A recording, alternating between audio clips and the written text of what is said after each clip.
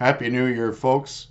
Welcome back to the Philosophy for Philistines channel, where we attempt to reveal the impenetrable, the completely mysterious, the contradictory, and the pathological for the common man. Because if we thought we saw some very peculiar things in 2021, which weren't much different than what we saw in 2020, just wait for 2022. So let's dive right in. The great resist. They will own nobody, and they will be unhappy. This is my word of encouragement to you. Resist. Why? Because truth dies first. And soon it is to be followed by freedom. Ask yourselves, are mRNA vaccines being deployed using informed consent in accordance with internationally agreed upon laws? No. What we're seeing is forced compliance to vaccine mandates. Largely because of this, I guarantee the predominant feature of 2022 will be a growing mistrust of government and increasing dictatorial control over society. We are witnessing the weaponization of science, which is creating a dystopian society. Science is a method of open inquiry, not the shutting down of legitimate scientific debate from leading scientists whose opinions may differ from the consensus which has been artificially orchestrated by the technocratic elite in cooperation with our political and bureaucratic class.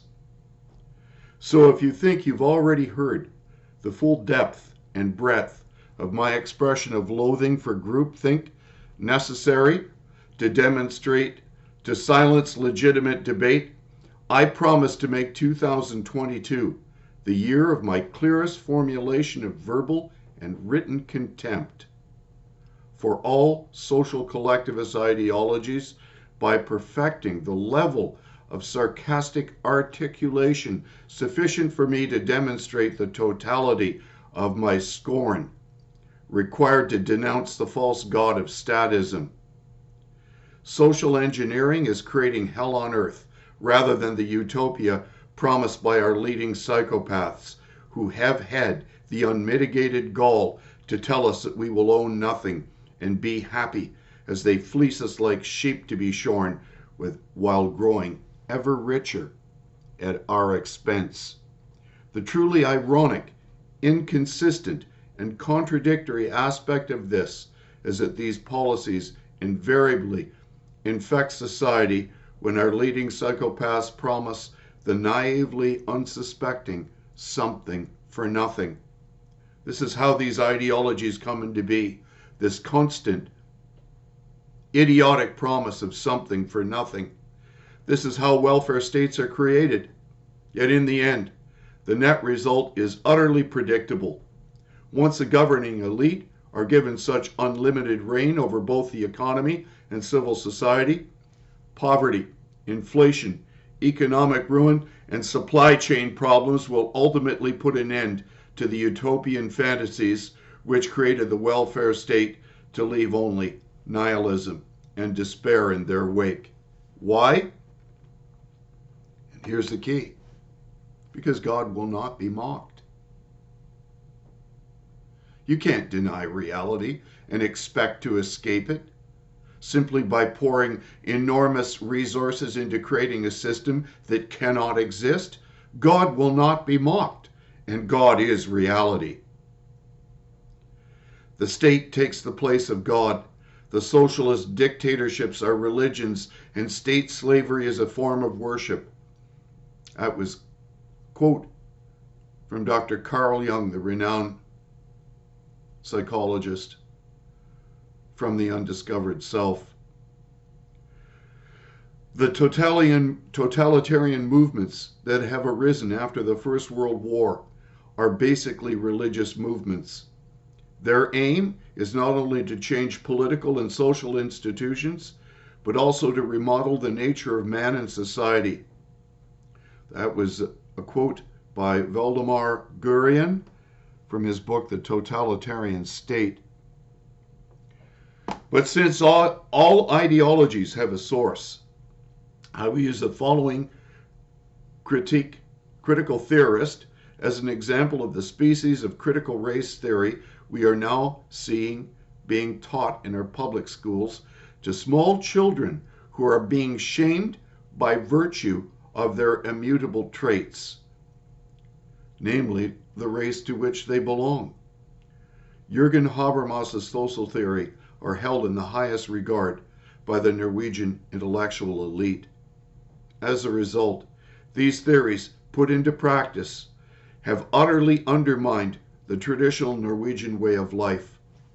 Instead of allowing society to evolve naturally, social changes have been orchestrated from on high, leaving those who disagree with the undermining of their cherished values no place at the new socially engineered table, where all are expected to comply with the mandates of the state-run collective.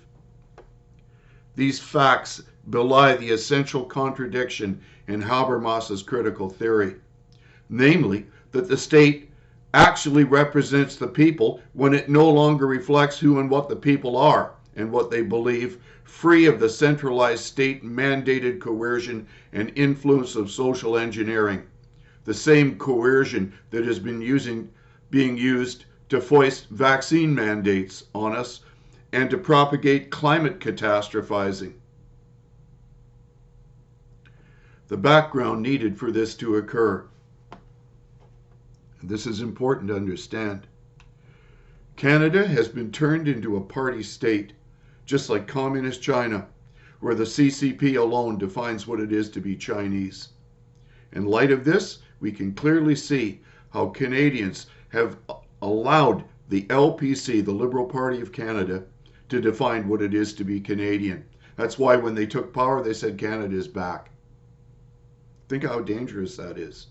People that are only supposed to hold office temporarily to serve their constituents are actually claiming that they and they alone represent what it is to be Canadian. This belief is nothing less or other than an essentially neo-Marxist concept, and we have swallowed this hook, line, and sinker. You may think I state these things lightly, or perhaps believe that I am a bloviator who deliberately exaggerates how dire the social crisis we face is, but you would be very wrong. I take no pleasure whatsoever to see my country so badly damaged by the same species of tyranny against which Canadians are renowned to have fought and sacrificed their lives. All state intervention in our private affairs necessitates undermining the rule of law, since the erosion of our civil liberties has made the state into the biggest criminal element in society. In order to implement greater state control, the ruling elite must first weaken the very parliamentary, legal, moral, ethical, and cultural foundations for civil society by labeling what was once commonly accepted as moral to be immoral, and immorality as though it is decent and worthy of celebrating. Anyone who continues to dare label immoral conduct as perverse and unnatural will in turn be labeled by them as a hater and a bigot, since they claim there is no moral certainty except what they define when they define something as right or wrong, of course. Therefore, they live in nihilistic moral relativity, devoid of any true north for their moral compass, except for whatever the elite wills in any given moment. Here we can clearly see this evidenced over the past 2 years, with the ever-changing narrative around lockdowns and vaccine mandates as our leaders double down on propagating victim narratives and climate catastrophizing to draw our attention away from the oft-repealed false information being fed to us while claiming they were actually following the science. Therefore, the elite are governing only out of a desire to reconstruct society and their own perverse and godless image, rather than out of any sense of duty to fulfill their oaths of office. This is why they will continue to lie to us with impunity until we refuse to comply with their attack on reason, decency, and the rule of law. I encourage you, resist their rhetoric. If you actually care about your safety, understand that surrendering to them is actually what is jeopardizing your well-being. Resist and do not let them own you. It is for freedom that Christ has set us free. Do not submit yourselves again to a yoke of bondage. The emerging global order is nothing other than a false religion, where all throughout the Western world we are sacrificing our children to the pagan deity of Molech, who demanded child sacrifice. And to the children of Israel you shall say, any man of the children of Israel, or of the strangers who sojourn among Israel, who gives them any of his offspring to Molech, shall surely be put to death. The people of the land shall pelt him with stones. And I will set my attention upon that man, and I will cut him off from amidst his people, because he gave his offspring to Molech in order to defile my holy ones and to profane my holy name. But if the people of the land ignore that man when he gives his offspring to Molech, not putting him to death, I will set my attention upon that man and upon his family, and I will cut him off, and all who stray after him to stray after Molech from amidst their people. No wonder the key feature of social progressivism is abortion on demand. God bless you. Here's some things to pray about as we enter into 2022. Resist the socialist collective and pray for a freer 2022. Amen.